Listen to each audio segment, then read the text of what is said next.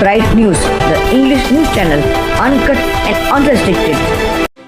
Namaskar. Welcome to Bharat Bright News, the English news channel, uncut and unrestricted. Unseasonal rains and the effect of the monsoon on farmers.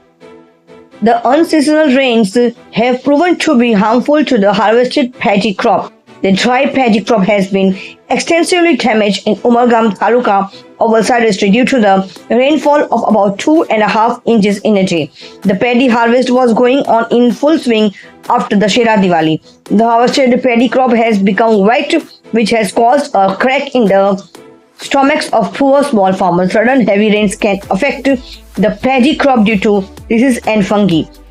There are more small tribal farmers in Umargam Taluka in whose small fields paddy is grown for the family. But since this crop has been damaged due to the unseasonal rains, there is a hope that the government will help.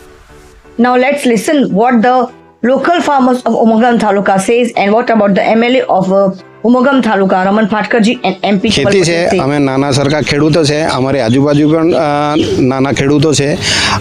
ગઈકાલે વરસાદ પડવાથી અમારા ખેતરમાં ઘણું બધું નુકસાન થયું છે અને અમારી સરકાર પાસે અપેક્ષા છે કે એમનું વળતર સર્વે કરાવીને આપે એવી અપેક્ષા રાખું છું.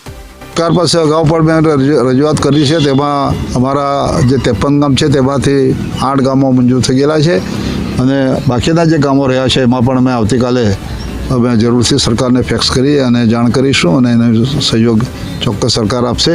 આશાવાદી છું કે આ વરસાદના કારણે અત્યાર સુધી ન થયું હોય એનાથી પુષ્કળ નુકસાન થયું છે.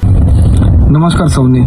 જે થોડા દિવસ પહેલા અતિ ભારે વરસાદ આવ્યો, કમોસમી વરસાદ આવ્યો, એના કારણે દક્ષિણ ગુજરાત અને ખાસ કરીને વલસાડ ડાંગ લોકસભા અંતર્ગત વલસાડ જિલ્લો, નવસારી જિલ્લો અને ડાંગ જિલ્લામાં મોટી તબાહી બી સર્જાઈ છે અને જે ડાંગરનો પાક છે એમાં મોટા પાયે નુકસાન થયું છે અને જે અમારા નાના ખેડૂતો છે એને વધારે નુકસાન ભોગવવાનો વારો આવ્યો છે. અને અમારી ભારતીય જનતા પાર્ટીની રાજ્ય સરકાર અને કેન્દ્ર સરકાર હંમેશા ખેડૂતોની સાથે રહી છે.